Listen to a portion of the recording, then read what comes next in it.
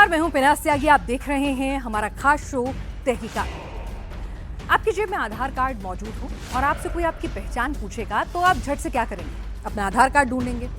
अगर आपसे कोई आइडेंटिटी वेरिफिकेशन के लिए डॉक्यूमेंट मांगता है तो सबसे पहले आप अपना कौन सा डॉक्यूमेंट निकालते हैं? इन दिनों आधार कार्ड ही दिया जाता है। लेकिन जरा सोच कर देखिए, क्या आपका आधार कार्ड सिर्फ आप ही यूज कर रहे हैं? कहीं ऐसा तो नहीं कि आपके आधार नंबर पर ढेर सारे दूसरे लोग ऑपरेट कर रहे हैं? जी हाँ, ऐसा हो सकता है। आपके आधार नंबर पर दूसरे का एड्रेस और फोन नंबर लगाकर कई लोग आपके आधार कार्ड को इस्तेमाल कर सकते हैं। आपके आधार कार्ड का जो OTP वेरिफिकेशन नंबर है वो उस नए फोन नंबर पर आ रहा है जो आपके आधार से लिंक कर दिया जा रहा है। अब जरा सोच कर देखिए, अगर ऐसा हो गया तो आपकी कौन कौन सी पर्सनल इंफॉर्मेशन जो है वो खतरे में आ जाएगी। आपकी मार्कशीट, आपके बैंक अकाउंट डिटेल्स, आपकी तमाम इंफॉर्मेशन जो है वो किसी दूसरे के पास एक्सेस हो जाएंगी। यहाँ तक कि आपके पास कितनी प्रॉपर्टी है, क्या क्या आपने सेविंग्स की हुई है, सब कुछ। क्योंकि आजकल हमारी हर छोटी बड़ी चीज आधार से लिंक होती है और आधार लिंक होता है मोबाइल से। और ये पूरा का पूरा खेल OTP का है और यही से शुरू होता है। आप सोचेंगे कि भाई आप आधार कार्ड का अगर आपको अपने पिता का नाम, एड्रेस, फोन नंबर कुछ भी चेंज कराना हो तो आपको घंटों लाइन में खड़ा होना पड़ता है, वक्त देना पड़ता है। लेकिन इन दिनों एक ऐसा गैंग मौजूद है जो साइबर फ्रॉड कर रहा है आपके आधार से। जी हाँ, वो इस तरह से आपके आधार नंबर का इस्तेमाल कर किसी दूसरे के मोबाइल फोन से कनेक्ट कर देते हैं, किसी दूसरे के एड्रेस से कनेक्ट कर देते हैं कि OTP उनके पास पहुंचता है।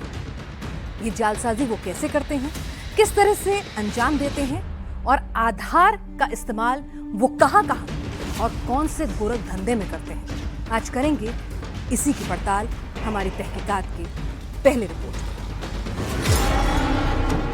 कोई अनजान शख्स आपके नाम पर सिम इशू कराता है, आधार कार्ड में आपकी डेट ऑफ बर्थ बदल देता है, ट्रैक्टर का लोन पास करा लेता है। क्या ये पॉसिबल है? कोई आपके आधार कार्ड में एड्रेस चेंज करता है, आपकी जानकारी के बिना बैंक अकाउंट ओपन करता है। क्या ये संभव है? आपके आधार में आपके पिता का नाम बदल जाता है, माँ का नाम चेंज हो जाता है, वो भी बिना कोई डॉक्यूमेंट दिए। क्या ऐसा हो सकता है? आधार से जुड़े ऐसे ढेरों सवाल के जवाब हर कोई ना में ही देगा, लेकिन यूपी की ये वो गैंग है जो आधार कार्ड में बदलाव से जुड़े ऐसे हर सवाल का जवाब हां में ही देती है। ये गिरोह आधार कार्ड में आपका नाम, जाति कुछ भी बदल सकता है। ये गिरोह आधार कार्ड में आपकी उम्र घटा सकता है, बढ़ा भी सकता है। ये गिरोह आधार कार्ड में आपके माता पिता का नाम तक बदल सकता है। आधार कार्ड में मोबाइल नंबर और एड्रेस चेंज करना तो इनके लिए चुटकियों का खेल है, क्योंकि इस गिरोह के पास UIDAI के सिस्टम में सेंधमारी का हर सामान है। इस गिरोह के पास मॉडिफाइड स्कैनिंग मशीन है, GPS सिस्टम को फुल प्रूफ बनाने के लिए सॉफ्टवेयर है, रबर पर छपे फिंगरप्रिंट्स हैं, आई स्कैनर है, आइरिस इमेज है और सबसे बड़ी चीज UIDAI जैसा देखने वाला हूबहू फर्जी पोर्टल भी है। इस गिरोह के तार यूपी से लेकर पश्चिम बंगाल, असम, मध्य प्रदेश, राजस्थान समेत कई राज्यों में फैले हैं। इसकी साजिश इतनी बड़ी है कि इन्होंने सरकार के सिस्टम के पैरेलल एक अपना सिस्टम खड़ा कर लिया है। आशीष उसका नाम है। वो एक मात्र मतलब छोटी सी कड़ी है इस गैंग की। जब हम लोगों ने इसकी और जानकारी की तो ये देश भर में फैला हुआ नेटवर्क है। इंडीड आशीष के नीचे ही लगभग 200 रिटेलर उसके लिए काम करते हैं, जो कि देश भर में फैले हुए हैं। कई राज्यों के हम लोगों को इनके पास से डॉक्यूमेंट्स प्राप्त हुए थे। इस गैंग की सबसे छोटी कड़ी आशीष 2 साल में ही 500 से ज्यादा आधार कार्ड में डेट ऑफ बर्थ चेंज कर चुका है, 1500 से ज्यादा मोबाइल नंबर और एड्रेस बदल चुका है। गिरोह इतना बड़ा है, टेक्निकली इतना साउंड है कि आप काम बताइए, अपनी जरूरत बताइए, उसी हिसाब से रेट डिसाइड कर देगा और कुछ ही दिन में आपका मनचाहा काम भी कर देगा।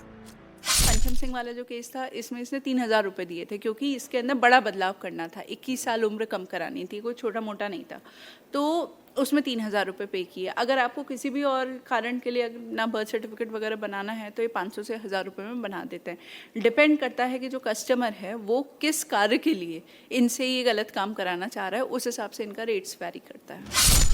आधार कार्ड के सिस्टम में सेंधमारी करने वाला यह गैंग पूरे देश के लिए खतरा है, देश की सुरक्षा के लिए बहुत बड़ा थ्रेट है, देश के सरकारी सिस्टम के लिए बहुत बड़ी चुनौती है, क्योंकि इस गिरोह के पास हर वो सामान मौजूद है जो इलीगल को लीगल बना देता है और किसी सिस्टम की पकड़ में आसानी से आता भी नहीं है। हो सकता है इस गिरोह के हाथ आपका आधार कार्ड भी लग चुका हो सकता है इस गिरोह ने आपके आधार कार्ड में चेंज कर लोन भी उठा लिया हो, यह भी हो सकता है कि मॉडिफाइड आधार के दम पर ये लोग आपका बैंक अकाउंट भी ओपन कर चुके हो। एक व्यक्ति ने इसको क्रैक किया तो वो तुरंत बात सब में फैलती है और सब लोग उस हिसाब से मुनाफा कमाते हैं, और ये सब लोग ही चेंजेस कर पा रहे हैं, तो कई हजारों में इसकी संख्या हो सकती है।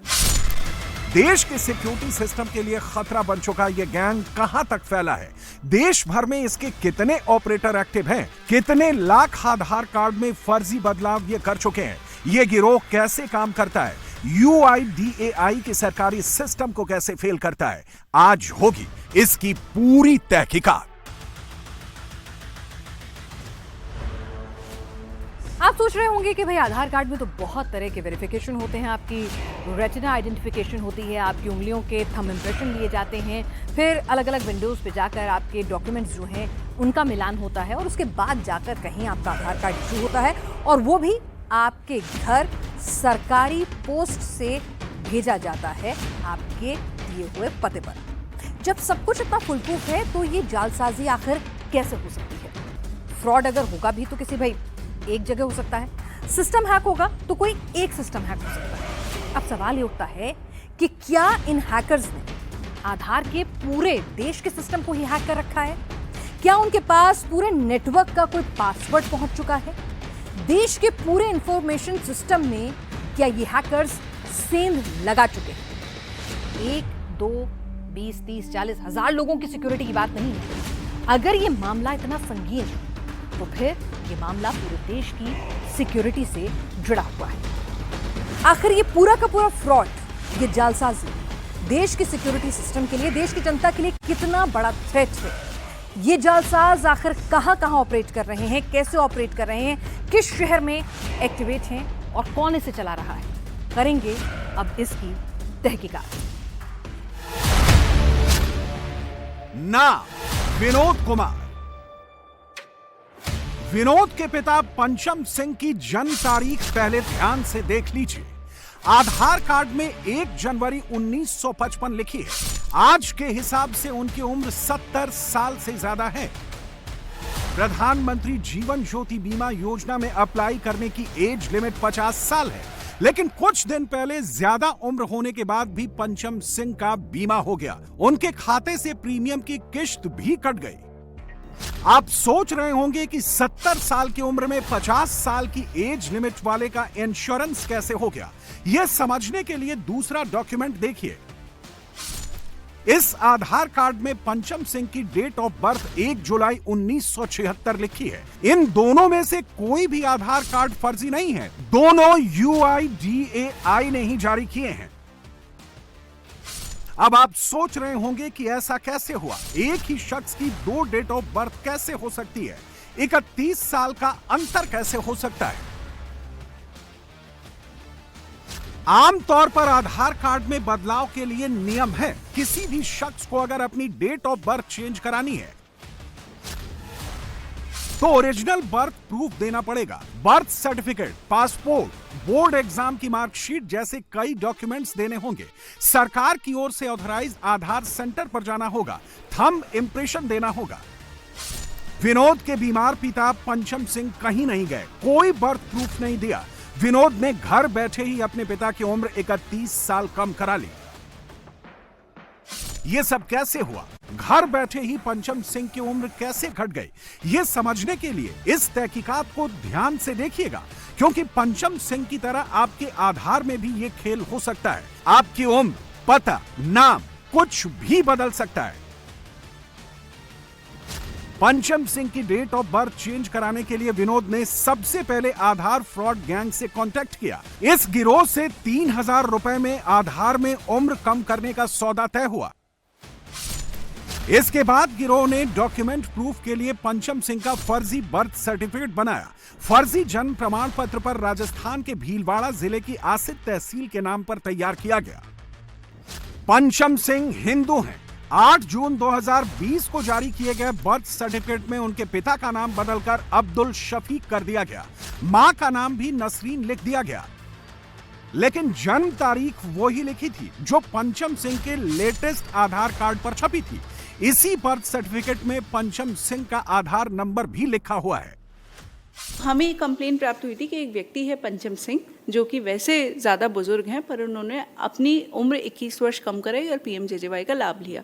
इनके बेटे को हमने बुलाया क्योंकि पंचम सिंह की मृत्यु हो चुकी है। उनके मोबाइल से हमें इस तरह की 2 आधार की इमेजेस मिली।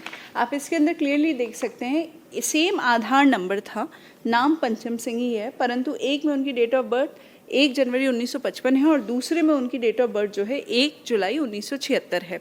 प्रथम दृष्टया हमें ये लगा कि इनमें से एक फर्जी हो सकता है एक असली आधार कार्ड हो, और इन्होंने PMJJY के लिए आवेदन भी कर दिया था और 436 रुपये की किस्त कटती है वो भी कट चुकी थी।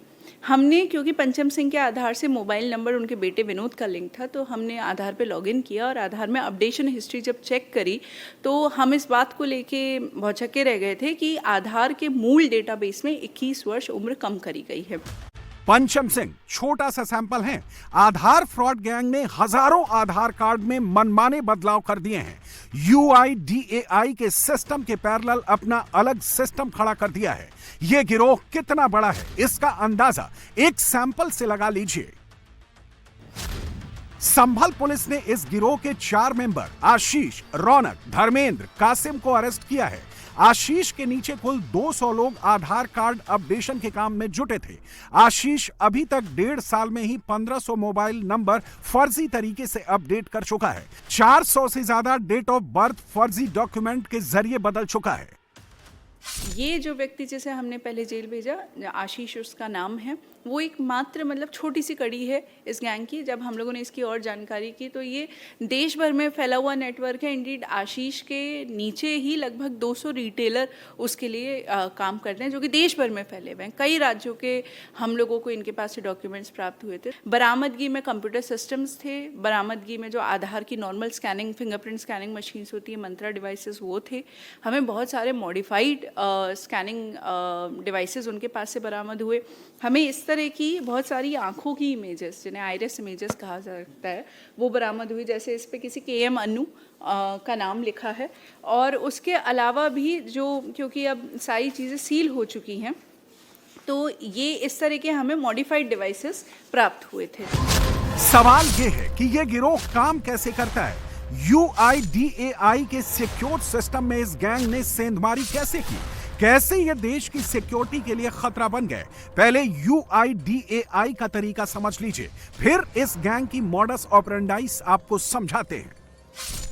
UIDAI एक आधार ऑपरेटर को एक ही यूजर नेम और पासवर्ड जारी करता है। जिस कंप्यूटर पर UIDAI की वेबसाइट ओपन करनी है, उसे GPS लोकेशन से जोड़ा जाता है। यानी कंप्यूटर की लोकेशन बदलते ही वेबसाइट ओपन नहीं होती। सीधी भाषा में समझें तो दिल्ली का ऑपरेटर बिहार या यूपी में अपनी मशीन को लॉग इन नहीं कर सकता। आधार की वेबसाइट पर ऑपरेटर की आइरिस स्कैनिंग होती है। किसी भी आधार कार्ड को अपडेट करने के लिए ऑपरेटर का फिंगरप्रिंट लगाना जरूरी होता है। आधार अपडेशन के लिए व्यक्ति के फिंगरप्रिंट की भी जरूरत होती है। UIDAI ने सिस्टम बना रखा है कि एक आधार ऑपरेटर की एक ही मशीन होगी जो जियो फेंस्ड होगी। अगर वो मशीन दिल्ली में काम करने के लिए बनी है तो दिल्ली में ही काम करेगी, उसी GPS लोकेशन पे। अगर आप उसे बाहर ले जाएंगे तो काम नहीं करेगी। उसके लिए एक सॉफ्टवेयर इन लोगों को मिल गया जो कि उसकी जियो फेंसिंग को तोड़ देता है और सिस्टम को फूल करता है ये विश्वास करने के लिए कि वो दिल्ली में उसी लोकेशन पे बैठा है, परंतु वो हमारी मशीन जो हमें इनके पास से बरामद हुई दिल्ली की मशीन बदायूं में काम कर रही थी, तो उसका GPS इन्होंने फेल कर दिया। आधार स्कैम गैंग ने आधार अपडेट करने के लिए औजारों का इंतजाम किया। सबसे पहले UIDAI के हर सिक्योरिटी फीचर को बाईपास कर दिया। आधार स्कैम गैंग ने सबसे पहले GPS फेसिंग को तोड़ने के लिए सॉफ्टवेयर डेवलप किया। इसके बाद दिल्ली की लॉगिन आईडी यूपी, बिहार जैसे राज्यों में काम करने लग गई। हर जगह सिस्टम ऑपरेट करने के लिए आधार ऑपरेटर की जरूरत थी। उसका तोड़ रबर पर प्रिंट लेकर और आइरिस इमेज लेकर निकाला गया। जैसे KM अनु जो है ये ऑपरेटर है, इसकी इस आइरिस की इमेज से ही वो आइरिस स्कैनर कैप्चर कर लेता है। आप लॉगिन कर लिया, अब आपको जब भी कोई अपडेशन करना है तो अपडेशन करते वक्त आधार ऑपरेटर को अपना फिंगरप्रिंट भी देना पड़ता था। उसका इन्होंने फिर तोड़ निकाला। हमें इनके पास से लेटेक्स या रबर जैसी वस्तुओं पे फिंगरप्रिंट्स मिले हैं जो कि अभी सील कर दिए हैं, पर वो भी हमें इन्होंने जितने पॉसिबल सेफगार्ड से उनको बाईपास कर दिया। आधार स्कैम गैंग ने कुछ ऐसे फिंगरप्रिंट और आयरिश इमेज तैयार की। इसके बाद एक ही ऑपरेटर की आईडी पर जगह जगह दुकानें खोल ली। हर जगह आधार के नाम पर खेल शुरू हो गया।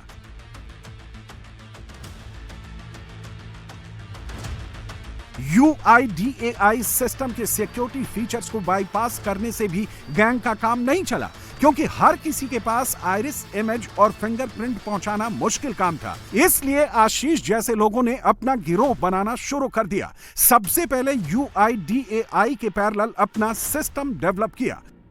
गिरोह ने वेबसाइट डेवलपर से मिलकर आधार जैसा ही एक फर्जी पोर्टल बनवा लिया। उसके सारे फीचर्स UIDAI के पोर्टल से मिलते जुलते ही रखे। यह पोर्टल इतनी सावधानी से बनवाया गया कि आम आदमी इसे देखकर फर्क तक नहीं बता सकता कि यह सरकारी वेबसाइट नहीं है, किसी फर्जी गिरोह की ओर से बनाया गया पोर्टल है।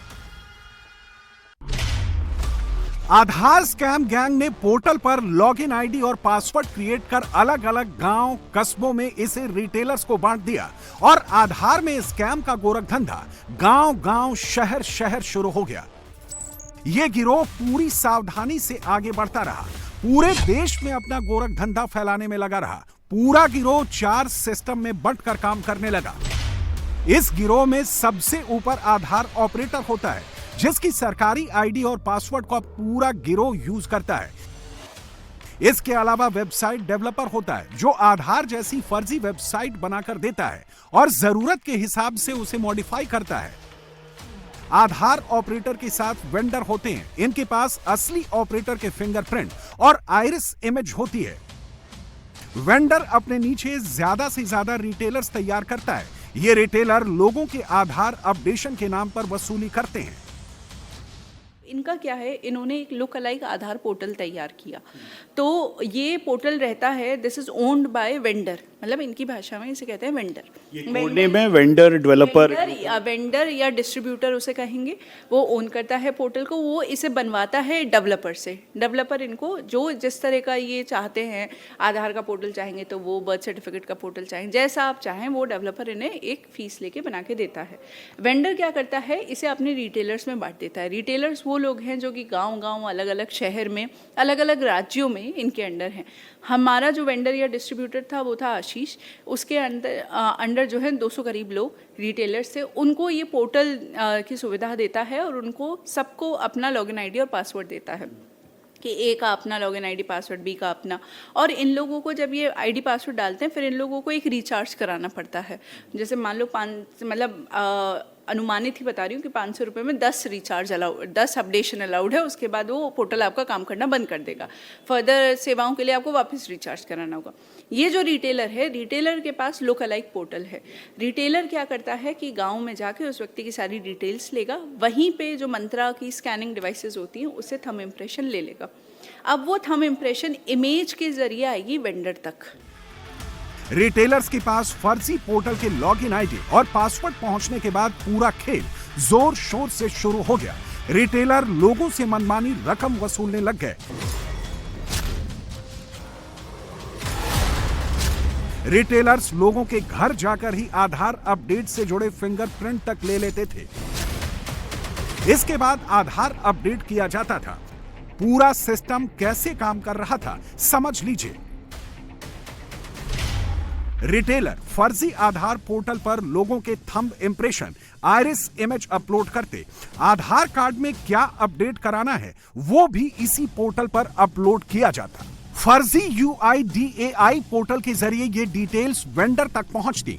वेंडर पोर्टल पर मिली इमेज के आधार पर असली ऑपरेटर की लॉगिन आईडी से आधार अपडेट करता। जहां भी ऑपरेटर के फिंगरप्रिंट की जरूरत होती वहां रबर पर छपे फिंगरप्रिंट का इस्तेमाल होता। सामने वेबसाइट खुली हुई है और इसके द्वारा एक एक जो कॉन्स्पिरेसी है उसको डिकोड किया जाएगा। जब आप ये देखते हैं, मैं अगर देखूंगा तो मुझे लगेगा ये आधार की वेबसाइट खुली है और नॉर्मल आदमी इसी में अपने सारे डॉक्यूमेंट्स अपलोड कर देगा।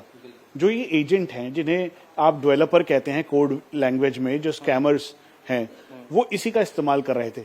कैसे ये होता है? और जो बाकी जो फोटोग्राफ्स हैं जिसमें ये मशीन है, उसके अलावा लेटेक्स फिंगर वाला है, उसके अलावा जो फेक आईडीज हैं, कैसे मैनिपुलेशन हो रही है? देखिए, ये जो हम साइट अभी देख रहे हैं ये एक फिशिंग साइट है और फिशिंग साइट का मतलब होता है क्लोन साइट। मतलब जो स्कैमर्स होते हैं वो क्या करते हैं, एकदम हूबहू साइट बनाते हैं और वो हूबहू साइट जो होती है वो ऐसी दिखती है जिसके ऊपर बेसिकली सिमिलर होता है एकदम। आपका कोई भी डिफरेंस आपको नहीं पता चलेगा जब एक फिशिंग साइट होती है। ओनली डिफरेंस आप जो देख पा रहे हो वो ये URL है जो आप थोड़ा सा अलग है। ये रोजी ब्राउन मैगी पाई करके कोई URL किसी ने बनाया है, जो स्कैमर था उसने इसको इस वेबसाइट पर होस्ट कर, जबकि आधार की जो जेन्युइन वेबसाइट है वो UIDAI की वेबसाइट है। और उसने यहाँ पर एक फेक पोर्टल बनाया आधार का जिसपे आधार की रिक्वेस्ट लेकर डेटा अपडेट किया जा सकता है। तो इस स्कैम करने का तरीका है जिसमें ये एक डिकॉय वेबसाइट बनाई और फिर उसके साथ में उन्होंने कनेक्ट कर दिया ये जो मशीन्स हैं जिससे कि फिंगरप्रिंट और अलग अलग तरह की चीजें उन्होंने कनेक्ट कर दिया। अब फिंगरप्रिंट जब जैसे ही फिंगरप्रिंट को लिया जाता है, इससे फिंगरप्रिंट लेता है और लेने के बाद आपके सिस्टम में सेव हो जाते हैं। अब सेव करने के बाद सारा डेटा इस वेबसाइट पर सिर्फ एक दिखाने के तौर पर दिखा दिया जाता है कि हमने सारा डेटा इस पे चढ़ा दिया, लेकिन एक्चुअली में वो उसने अपने कंप्यूटर में ही सेव कर लिया। और सेव करने के बाद जो इस तरह के जो लेटेक्स के जो फिंगरप्रिंट्स होते हैं, बेसिकली जो रबर स्टैम्प टाइप का होता है, उसके बेसिस पर उसने क्या किया, आपके फिंगरप्रिंट का क्लोन बना लिया पूरा। तो ये जो है ये फिंगर का थंब इंप्रेशन लेकर क्लोन है। बिल्कुल, मतलब आपकी मशीन से एक क्लोन लिया गया और यहाँ पे बेसिकली क्या किया गया, उसको एक वो बना लिया गया। आप देखिए, आधार कार्ड में अपना डेटा अपडेट करने के लिए फीस बहुत मामूली है, लेकिन गिरोह ज्यादा कमाने की फिराक में था। इसलिए रिटेलर्स के जरिए आधार पर फर्जी अपडेशन का काम शुरू किया गया। बड़ा रैकेट लोगों से ज्यादा रकम लेकर बिना डॉक्यूमेंट्स के ही आधार अपडेट करने लगा। यह कैसे हो रहा था समझ लीजिए। रिटेलर्स आधार अपडेट कराने वाले शख्स के सिर्फ फिंगरप्रिंट और आइरिस इमेज ही लेते। अपडेशन से जुड़ा कोई डॉक्यूमेंट्स उनसे नहीं लिया जाता। जो भी चीज अपडेट करनी होती उससे जुड़ा फर्जी डॉक्यूमेंट गिरोह खुद ही तैयार करने लगा। इसी पैटर्न पर पंचम कुमार की फर्जी बर्थ सर्टिफिकेट भीलवाड़ा से तैयार करवाया गया। वो सपोर्टिंग डॉक्यूमेंट, जैसे हमारे केस में पंचम सिंह ने कोई डॉक्यूमेंट नहीं लगाया था, पर पंचम सिंह का डॉक्यूमेंट हमें इनके पास से बरामद हुआ। वो भीलवाड़ा राजस्थान का जन्म प्रमाण पत्र बनवाया, माता पिता उसमें मुसलमान दिखाए हुए हैं, पूरी तरीके से फेक डॉक्यूमेंट है। चिंता का विषय ये था कि वो फेक डॉक्यूमेंट अपलोड होने के बाद भी चेंज हुआ आधार के ओरिजिनल डेटाबेस में। यूपी में बैठे गिरोह ने ही पूरे देश में आधार अपडेट करने का काम शुरू कर दिया। लोगों के फर्जी बर्थ सर्टिफिकेट बना डाले। पुलिस ने इस गिरोह के पास से उत्तर प्रदेश के 14, पंजाब के 4, पश्चिम बंगाल, तमिलनाडु, झारखंड, राजस्थान, जम्मू एंड कश्मीर, हरियाणा, दिल्ली के 1-1, बिहार के 9, आंध्र प्रदेश, महाराष्ट्र के 3-3, मध्य प्रदेश के 2 फर्जी बर्थ सर्टिफिकेट बरामद किए हैं। इनके पास से 36 पैन कार्ड, फिंगर अपडेट से जुड़े 27 आवेदन, आधार अपडेशन के 400 आवेदन पत्र, 8 पासपोर्ट साइज फोटो बरामद की गई हैं। गिरोह के लोग मनमाने अपडेशन यानी इलीगल बदलाव के लिए मनचाही रकम लोगों से वसूलने लगे। किसी से 500 रुपए और किसी से हजारों रुपए ऐंठ लिए। कुछ दिन तक इनका गोरख धंधा आसानी से चलता रहा, लेकिन UIDAI ने अपने सिक्योरिटी फीचर्स में कुछ बदलाव कर दिए, जिससे इन्हें आधार अपडेट करने में दिक्कत आने लगी। लेकिन इसका तोड़ भी लोगों ने निकाल लिया। अब ये लोग फर्जी पासपोर्ट तैयार करने में जुट गए। फर्जी पासपोर्ट के जरिए आधार की डिटेल्स अपडेट की जाने लगी। इनके पास से कई पासपोर्ट भी पुलिस को मिल चुके हैं। दिसंबर जनवरी से DOB में चेंज बर्थ सर्टिफिकेट की वजह से कम हो रहे थे, क्योंकि आधार ने काफ़ी सारे सुधार भी किए। आधार ने अपना सॉफ्टवेयर अपग्रेडेशन किया है, आधार थोड़ा विजिलेंट हो गया है। तो इन लोगों ने जो है फेक पासपोर्ट बनाना शुरू कर दिया, जो कि कुछ इस तरीके के दिखते हैं। आप अगर देखेंगे तो वैसे इमेजेस हमने ब्लर कर दी हैं चेहरे, पर ये पूरी तरीके से फेक पासपोर्ट्स हैं जो इन्होंने सपोर्टिंग डॉक्यूमेंट्स की तरह लगाए थे। आधार स्कैम गैंग ने जल्द ही अपना दायरा बढ़ा लिया। पूरे देश में इनका गिरोह एक नेटवर्क के तौर पर काम करने लगा। इनकी शय पर कई दूसरे गोरख धंधे भी शुरू हो गए। इंश्योरेंस स्कैम गिरोह ने भी इस गिरोह के जरिए खूब जालसाजी की। इंश्योरेंस गिरोह से जुड़े लोग आधार अपडेट करने वाले गैंग की मदद से ही लोगों के आधार कार्ड में एड्रेस, नंबर चेंज कराते थे, जिससे कि इंश्योरेंस क्लेम उठाने के लिए बैंक अकाउंट ओपन किए जा सके, ट्रैक्टर इंश्योरेंस से जुड़ी जालसाजी की जा सके। आधार कार्ड अपडेशन गैंग की मदद से अभी तक करोड़ों की जालसाजी की जा चुकी है। आधार स्कैम गैंग देश की सिक्योरिटी के लिए बड़ा थ्रेट है। इस गिरोह के कई लोग पुलिस के हत्थे चढ़ चुके हैं, लेकिन इस गिरोह के लोगों की संख्या हजारों में है। हजारों रिटेलर्स अभी भी लोगों के आधार के साथ खेल खेल रहे हैं, जिनकी गिरफ्तारी बहुत जरूरी है।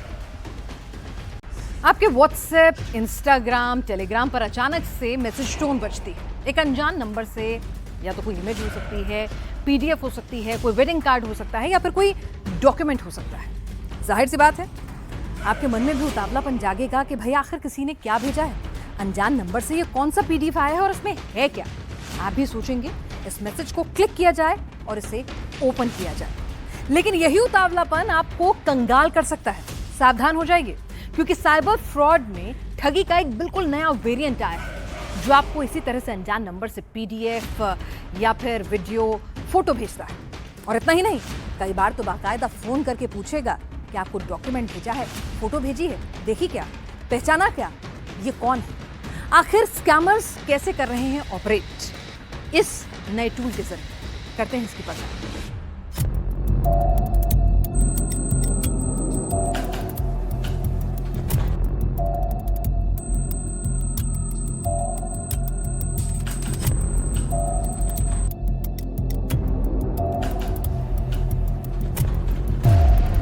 अनजान नंबर से व्हाट्सएप पर फोटो या PDF मिलते ही आप उसे तुरंत डाउनलोड करते हैं। क्या अनजान नंबर से कोई बार बार व्हाट्सएप पर भेजी फोटो को पहचानने के लिए कॉल कर रहा है? हाँ आज पहचान है व्हाट्सएप से जो भेजे? नहीं, हमारा कोई पहचान नहीं। क्या कोई बार बार इमेज डाउनलोड करने के लिए प्रेशर क्रिएट कर रहा है? हेलो हेलो हेलो व्हाट्सएप पे देखो एक फोटो भेजा, उसको पहचानते हैं? देखो व्हाट्सएप पे एक फोटो भेजा। कौन बोल रहे हैं आप? हमारा नंबर दिया है, देखो। भूल कर उस फोटो को डाउनलोड मत करिए, भूल कर भी उस नंबर के मैसेज पर क्लिक मत करिए, क्योंकि ये फोटो नहीं, साइबर क्रिमिनल्स का नया मायाजाल है, जिसमें एक बार फंस गए तो सुरक्षित बाहर निकलना मुश्किल है। व्हाट्सएप, टेलीग्राम, इंस्टाग्राम जैसी सोशल साइट्स का ये बहुत बड़ा इमेज स्कैम है, जिसे समझना, पकड़ना और बचना बेहद मुश्किल है। समझदार से समझदार इंसान भी इसकी चपेट में आसानी से आ सकता है। 1:30 बजे के आसपास उसका फिर फोन आया मेरे पास। उसने मेरे बोला कि भैया जो सुबह मैंने फोटो भेजी थी उसको आप पहचानते कि नहीं पहचानते। मैंने फोन को रिसीव करते हुए बोला गुस्से से थोड़ा कि भैया मैं उस शख्स को नहीं पहचानते, आप क्यों मेरे को बार बार परेशान करते। इतना कहने के बाद तुरंत मेरे खाते से एक बार में 1 लाख रुपया निकला। ये स्कैम इतना घातक है कि आपको संभलने का मौका तक नहीं मिलेगा। एक फोटो क्लिक करते ही आपका बैंक अकाउंट साफ होने लग जाएगा। एक इमेज डाउनलोड करते ही आपके खाते में सेंधमारी शुरू हो जाएगी, क्योंकि साइबर क्राइम वर्ल्ड के इमेज स्कैमर्स की नजर आप पर है, आपके अकाउंट पर है।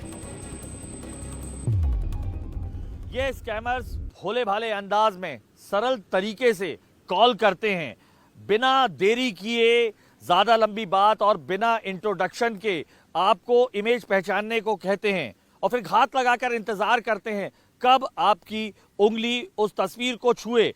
जैसे ही आपकी फिंगर उस इमेज को टच करती है, आपकी हाथों से मोबाइल और पूरे अकाउंट का कंट्रोल चला जाता है। खास बात यह है कि ठगी के इस नए पैटर्न में आपको कोई फिशिंग लिंक नहीं भेजा जाएगा, ना आपसे कोई ट्रांजैक्शन से जुड़ा ओटीपी मांगा जाएगा, ना ही आपको डिजिटल अरेस्ट किया जाएगा, ना ही बैंक से जुड़े डॉक्यूमेंट्स लेने आपके घर कोई आएगा और ना ही ईडी सीबीआई की टीम बनाकर आपके घर पर रेड की जाएगी। ये सब किए बिना ही सैकड़ों हजारों किलोमीटर दूर बैठे ठग आपका अकाउंट साफ कर देंगे, आपको संभलने तक का मौका नहीं देंगे। साइबर क्राइम की दुनिया में इस अपराध को स्टेगनोग्राफी कहा गया है। इन साइबर ठगों के नए पैतरे का शिकार आप हो सकते हैं, आपके परिचित हो सकते हैं, दोस्त, रिश्तेदार, कोई भी हो सकता है। सवाल यह है कि साइबर ठगों की ये नई मॉडस ऑपरेंडाई क्या है? क्या एक फोटो पर क्लिक करने भर से अकाउंट का पैसा गायब हो सकता है? एक पिक्चर डाउनलोड करते ही बैंक अकाउंट साफ कैसे हो जाता है? साइबर क्राइम की दुनिया में इमेज स्कैम स्टेगनोग्राफी कैसे होती है? साइबर ठगों ने इस बार जो वेरिएंट लॉन्च किया है वो पुराने सारे वेरिएंट से ज्यादा घातक है। इससे बचना बेहद मुश्किल है, इसलिए हमने इसकी तहकीकात शुरू की। साइबर वर्ल्ड की नई मॉडस ऑपरेंडी से लेकर इससे बचने के तरीकों तक की पड़ताल की है। तो चलिए शुरू करते हैं तहकीकात, जिसका आपसे है सीधा सरोकार। साइबर ठग अभी तक आपको नकली ईडी ऑफिसर बनकर, सीबीआई ऑफिसर बनकर, डिजिटली अरेस्ट कर या फिर कोई लिंक भेजकर ओटीपी के जरिए ठग रहे थे। लेकिन इन दिनों साइबर ठगों ने ठगी का एकदम नया वेरिएंट लॉन्च किया है, स्टेगनोग्राफी। जी हाँ, और इससे बच पाना बेहद मुश्किल है, क्योंकि हम सभी इन दिनों सोशल मीडिया प्लेटफॉर्म पर मौजूद हैं। अगर आपको लगातार किसी अनजान नंबर से वीडियो, पीडीएफ या फिर तस्वीरें आ रही हैं, तो आप कब तक ओपन नहीं करेंगे? एक के बाद एक धड़ाधड़ इस तरह के डॉक्यूमेंट्स, मैसेजेस, वीडियोस आने लग जाएं, तो हो सकता है कि गलती से ही सही किसी डॉक्यूमेंट से या इमेज से आपकी उंगली टच हो जाएगी। और उंगली टच हुई नहीं कि डेंजर शुरू हो गया, क्योंकि यहीं से शुरू हो जाती है आपके साथ ठगी। आखिर कैसे? इस तरह से डॉक्यूमेंट्स के जरिए उन्हें ओपन करवाकर आपसे की जा रही है लाखों की ठगी। करते हैं इसकी तहकीकात। 28 मार्च को सुबह 9:38 पर प्रदीप जैन के व्हाट्सएप पर एक अनजान नंबर से इमेज आई। इसके ठीक तुरंत बाद इसे पहचानने के लिए कॉल आया। दोपहर 1:30 बजे प्रदीप जैन के मोबाइल की घंटी फिर बजी। पिक्चर डाउनलोड करने और आइडेंटिफाई करने के लिए फिर से कहा गया। हेलो हेलो हेलो, व्हाट्सएप पे देखो एक फोटो भेजा, उसको पहचानते हैं? देखो व्हाट्सएप पे एक फोटो भेजा। कौन बोल रहे हैं आप? हमारा नंबर दिया है, देखो। कॉल कटते ही मोबाइल पर धड़ाधड़ ओटीपी आने लगे, बैंक खाते से रकम बाहर निकलने लगी।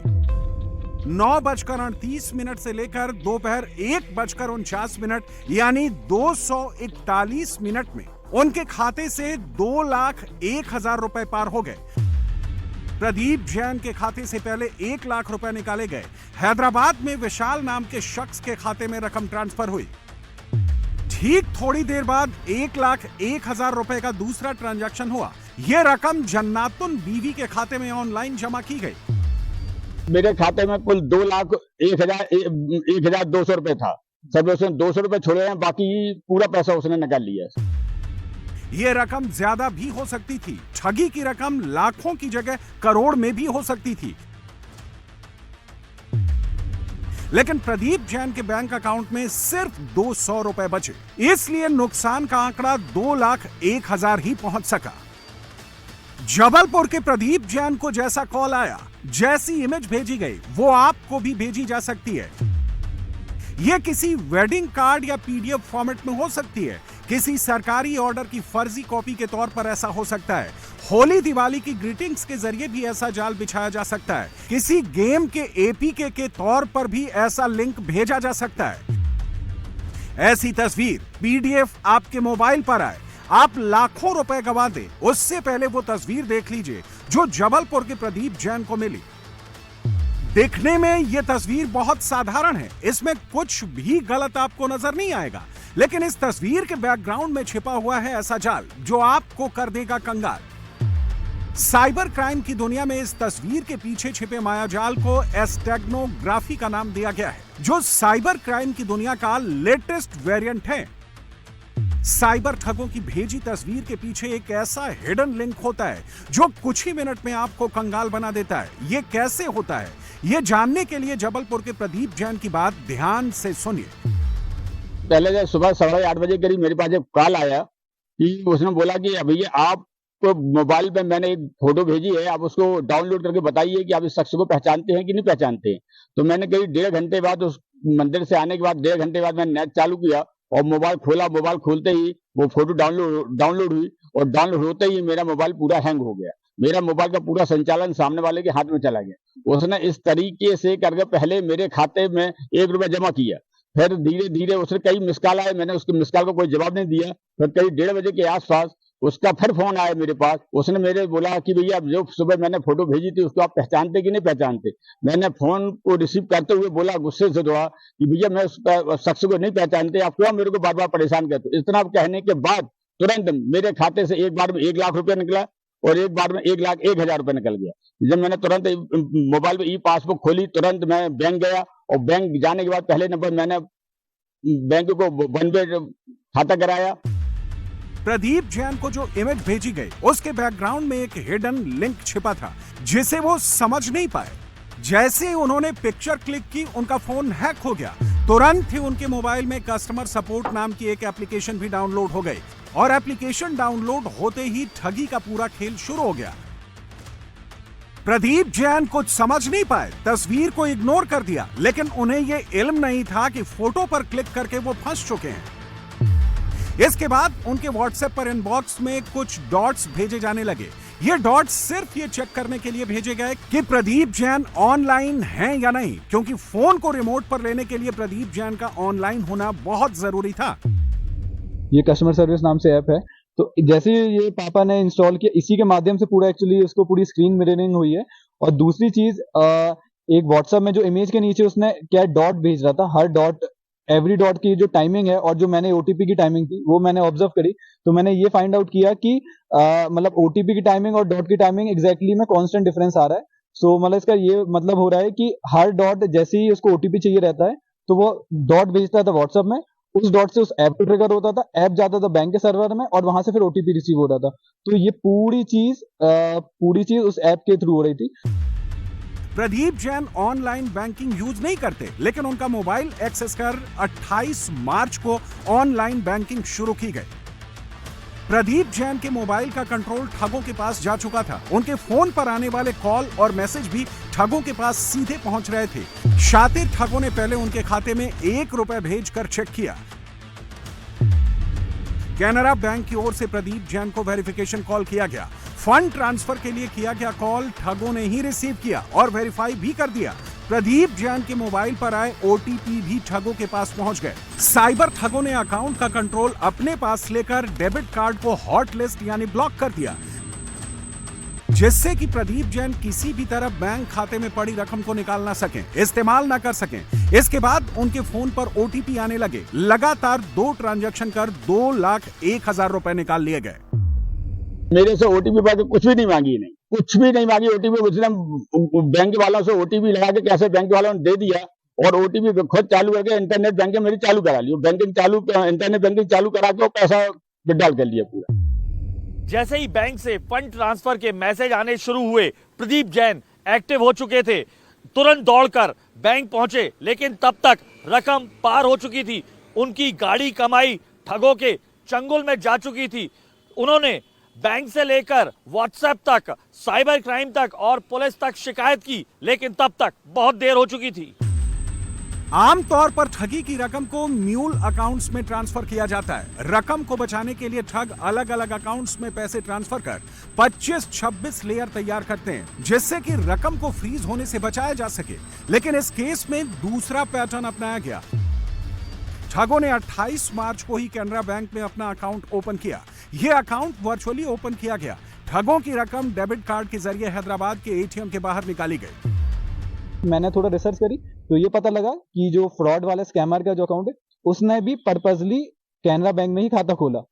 उसको ये पता था कि मेरा बैंक खाता कैनरा बैंक में, उसने कैनरा बैंक में खाता खोला, वर्चुअली खाता खोला, उसी दिन खाता खोला है, ये मेरे को पता चला। और उसने खाता करके उसने भी कोई लक्ष्मी नाम और कोई जनातन बीबी करके था, उसके थ्रू खाता खोला और उसके थ्रू ही ये सब ट्रांजेक्शन किया है।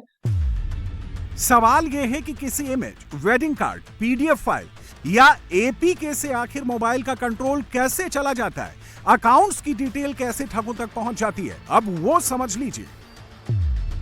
साइबर ठग जो इमेज आपको भेजते हैं उसके पीछे मॉलवेयर होता है या फिर कोड में बनाया हुआ हिडन लिंक होता है। इसे आप हिडन फाइल भी कह सकते हैं। जैसे ही आप इमेज को क्लिक करते हैं वो हिडन मॉलवेयर या लिंक भी क्लिक हो जाता है। लिंक क्लिक होते ही मॉलवेयर आपके मोबाइल में इंस्टॉल हो जाता है। इसके बाद आपके मोबाइल का रिमोट एक्सेस ठगों के पास चला जाता है।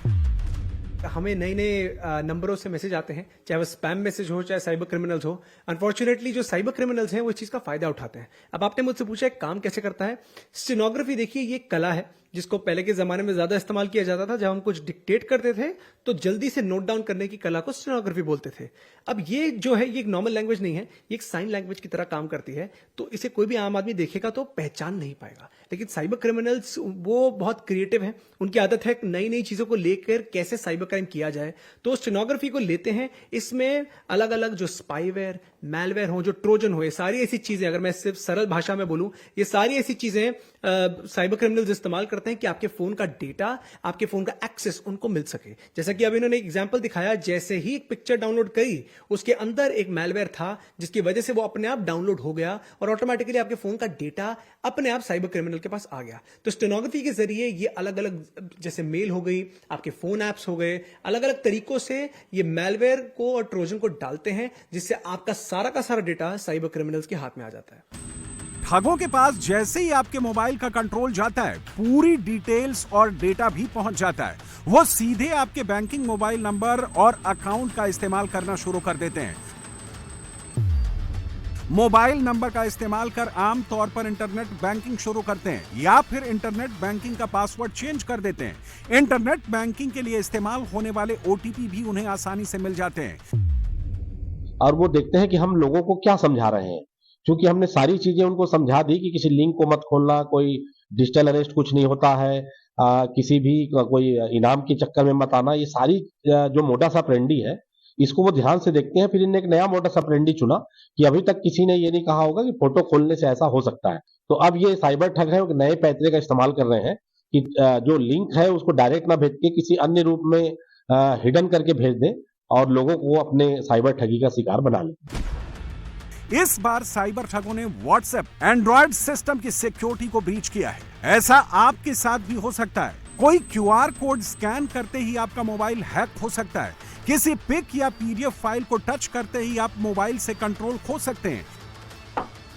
यह इमेज स्कैम केवल व्हाट्सएप पर ही नहीं चल रहा, टेलीग्राम, इंस्टाग्राम जैसी सोशल मीडिया साइट्स पर भी साइबर ठग आपके एक क्लिक का इंतजार कर रहे हैं। सवाल यह है कि आखिर इस धोखाधड़ी से बचा कैसे जाए, कैसे ठगों को अपने से दूर रखा जाए, मॉलवेयर को कैसे पहचाना जाए।